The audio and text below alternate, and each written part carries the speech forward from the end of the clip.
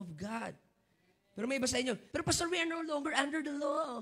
We're already under the grace. Yan, ganyan ka mag-isip kasi di ka talaga nag-aaral ng salita ng Diyos. If you really study the Word of God, ang law na sinasabi sa Bible ay maraming classification. Merong ceremonial law, merong civic law, merong judicial law, merong dietary law, at merong moral law, mga kapatid. So yung ituro ko pa yan sa inyo, isa-isa, tigwa 1 hour, mga kapatid, kada isa. Makakaantay kayo, hallelujah.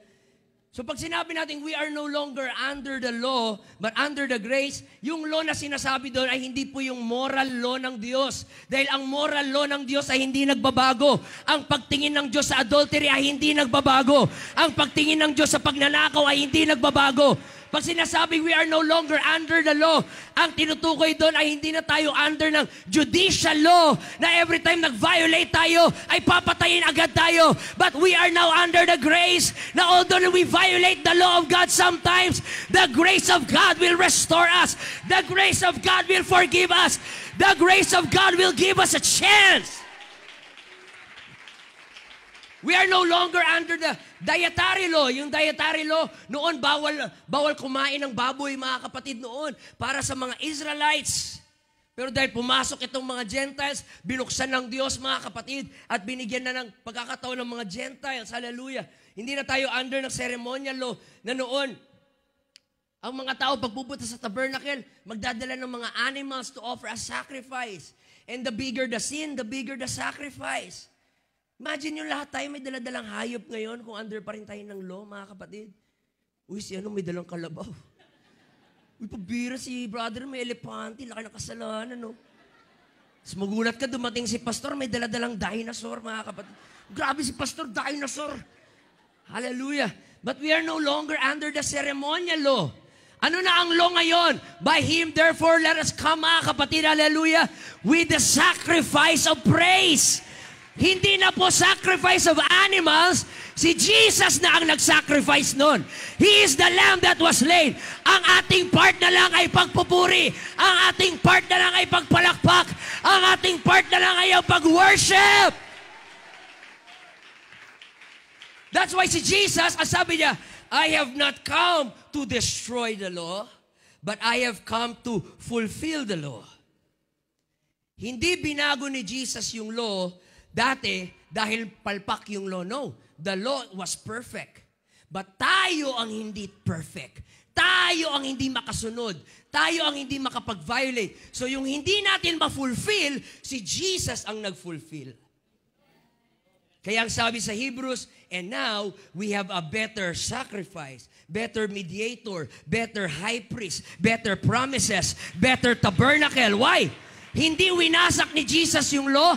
Christ is the fulfillment of the law. Ngayon, ang salvation ay hindi sa pagsunod ng law. Ang salvation ay pagsunod kay Christ.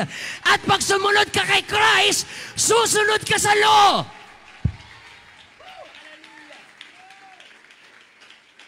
Oh, hallelujah. Sige mga kapatid, ang grace at ang law ay hindi po magkalaban. Ginagawa natin magkalaban yon, mga kapatid. Pero hindi po magkalaban. Pero ang against ako ay itong mga walang hiya na nagpipreach na ang grace ay license to violate the law.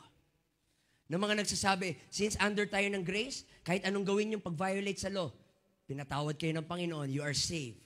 Once you're saved, you're always saved. That's stupid, mga kapatid. Grace is not a license para i-violate ang law. At ang against din ako ay yung mga nagtuturo, ito naman yung mga legalistic group na sinasabi na kailangan mong i-fulfill yung laws para maging qualified ka sa grace. Hallelujah! Kaya nga grace kasi hindi ka qualified. It is the undeserved, mga kapatid, gift na binigay sa atin ng Panginoon. Hindi po tayo binigyan ni Lord ng grace dahil na-fulfill natin yung law. Hallelujah! Binigyan niya tayo ng grace dahil violators tayo ng law. Kaya niya tayo binigyan ng grace para ma-fulfill na natin yung law. Oh, hallelujah! Malalim na ba ako? Ano ba pinagsasabi ko? Hallelujah! So ang grace at ang law ay hindi magkalaban. Hear me? Binigyan ka ni Lord ng grace para simula ngayon, ma-fulfill mo na yung law. Hallelujah. Nagalit na yung electric fan, mga kapatid. Ang grace ay binigay as an enabling power para ma-fulfill mo yung law ng Diyos. Dahil by ourselves, we cannot obey the law of God. We cannot keep the law of God. We are transgressors. We are vile. We are violators of the law of God. Pero binigyan ka ni Lord ng grace para that grace ay bibigyan kanya ng capacity na magawa ang kanyang mga salita. Hallelujah. So grace is not a license to violate the law. Grace is the enabling power for us to fulfill the law of God, mga kapatid. Hallelujah. Ang sabi mga kapatid sa Titus chapter 2, kung meron kayong Bible mga kapatid, basahin natin sa Titus chapter 2 verse 11.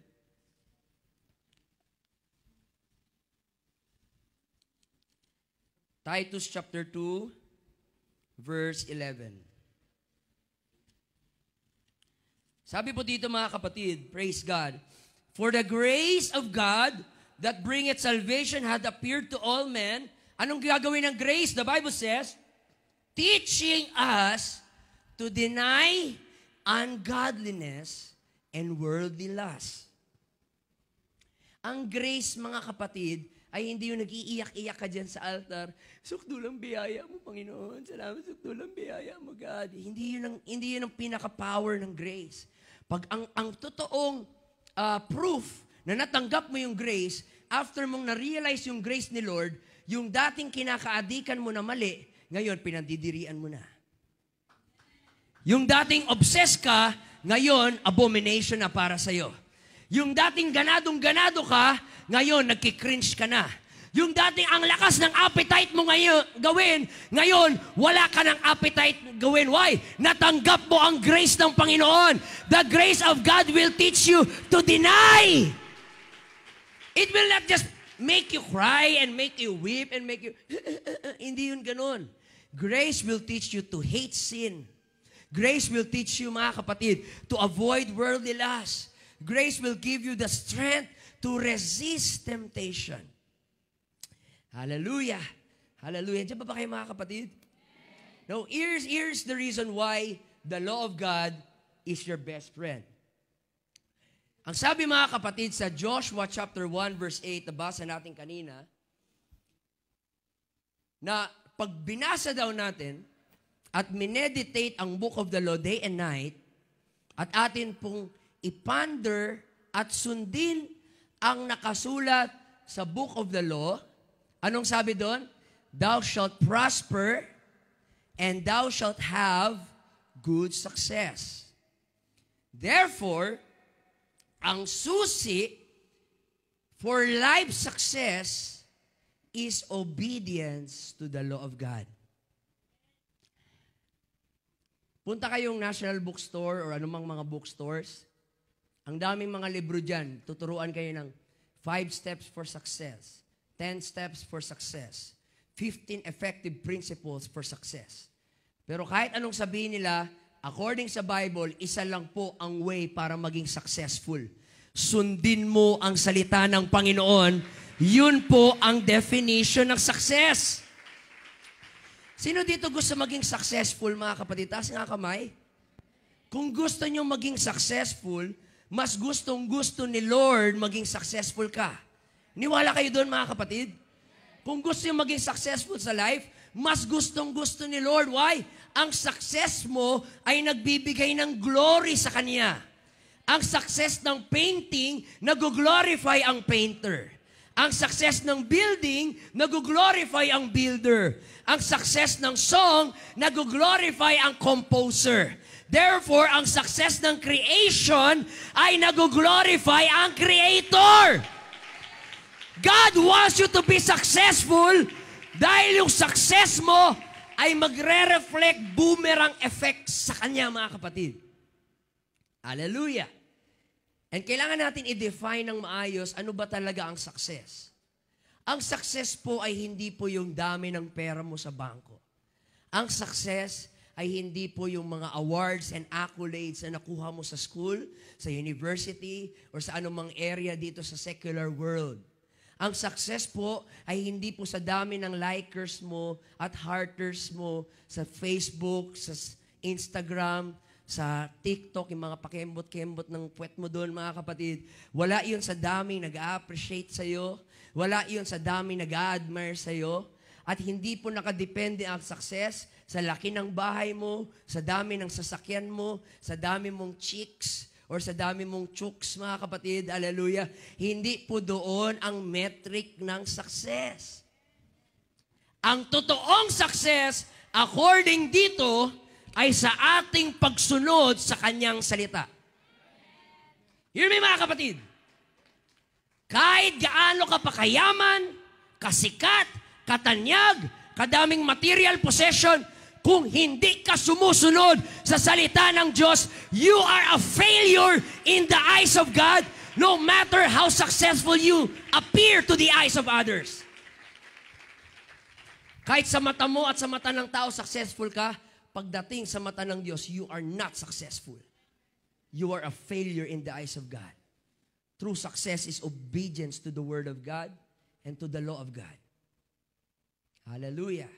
Kaya huwag kayong maiinggit sa mga tao na mga violators ng law of God, mga drug addict, mga immoral, mga walang Holy Ghost. Pero bakit sila ang yaman? Ba't sila ang daming pera? Ba't sila blessed the blessed? Kami dito, Jesus, Jesus, walang bigas. Kami dito, atin-atin ng midweek, atin-atin lagi ng Sunday, wala kami mga pera. Huwag kayong mainggit sa kanila. Why? Darating ang panahon, may araw din yung mga yan. Darating ang panahon, lahat ng meron sila iguguho sa isang iglap. Why? You cannot break the law of God. It's always the law of God that will break you. Nobody is above the law of God. Sino mang tao na susuway sa batas ng Diyos ay hindi palalagpasin ng Diyos. Mapapastor ka man, evangelist ka man, missionary, apostle, babae, lalaki, nanay, tatay, young people, pag sumuway ka sa law ng Diyos, hindi ka magiging exempted, mga kapatid. Lahat po ay pagbabayaran ang mga violations sa law ng Panginoon. Kayo mainggit sa mga yan, may araw din yan. At kayo na sunod sa law